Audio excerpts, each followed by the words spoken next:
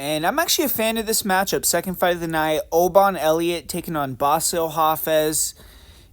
We have two wrestlers who aren't afraid to go out there and throw down, so I think it's going to be interesting. Elliott, he proved to everyone, even though he's from Europe, his wrestling is good. Those Welsh wrestlers, they've been able to do well in the UFC. And prior to his last fight, we'd seen Elliott, show takedowns, but he was fighting kind of non-wrestlers for the most part, and it was hard to know if he was going to be able to step up and beat an opponent like Preston Parsons, who's a strong wrestler. And we saw Elliott show pretty slick takedown defense, and obviously he's going to need that in this fight. Bassil Hafez, he's a grinder. His debut with Jack Della Maddalena, he had a lot of takedowns, had a good showing there, but his last fight, for whatever reason, he didn't try to go for many takedowns against Mickey Gall, who's a guy that's been taken down and held down before, even submitted in the UFC, if I remember correctly. So, Gall's jiu-jitsu is decent, but I was a little surprised to see Hafez not be confident enough to look for takedowns early and often in that one. And it was a competitive fight. I guess Hafez gained some striking experience. Maybe he felt a little comfortable on the feet there, but definitely probably took more damage than he had to, and he just didn't show his best asset there. But Hafez, on the feet, he goes forward and he has some pop. He'll land some overhands. He'll walk guys down and feint that level change and kind of try to goad offense out of them and then come over the top with big punches or time the level change. And he's durable. We saw that in his fight with Jack Della and Mickey Gall. Took a lot of punishment, especially to the body, man. The guy's really tough, but limited stand-up. Short arms, doesn't really kick, not good off the back foot, very hittable. And his wrestling is his bread and butter. The guy has pretty fast level changes.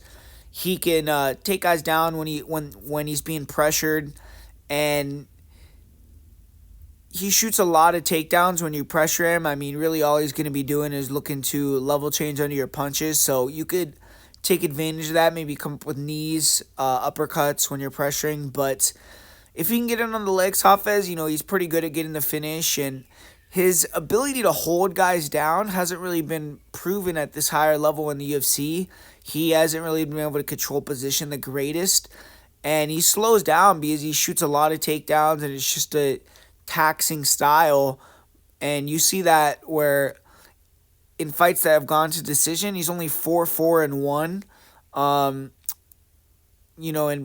plus he's been to split decision 4 times. So it's like, if it goes to decision, he's probably going to fatigue and it's going to be close against most guys. He's going to start quick and then end up kind of teetering. But Oban Elliott, this guy I think is going to be slicker on the feet. He has good footwork. He moves around well. He's evasive. I think the big cage will be advantageous for Elliott because he should have the faster movement. He needs to be, at least early, trying to get Hafez to chase him and get some of that energy out. Work calf kicks, long punches, check hooks. And once Hafez is a little bit more fatigued, then you can get in the pocket and kind of try to stick and move, be a little bit more aggressive. And Elliott has a good chin too. We've seen him hurt, but he's able to survive and come back, and also a very tough guy.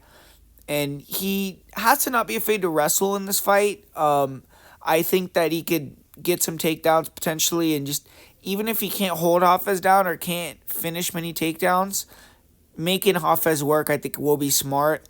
And I feel like Hafez is not going to be able to hold down Elliott, even if he does get takedowns, and I think it's going to be difficult for him to even get it to the ground. So I expect Oban Elliott to be too much for Hafez here.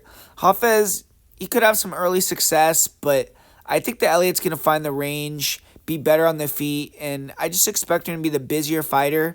I think he's going to push a little harder if he has to, and I think he's going to shut down the wrestling. So I'm going to say Elliott wins via decision. If you look at it, Elliott is 6-0 in decisions, whereas, like you said, Hafez 4-4-1. So I kind of feel like Hafez is knockout or bust, and he doesn't have very many knockout wins. I don't see a submission being very likely. So even though I think the line's a little bit juiced, I like Oban Elliott in this fight.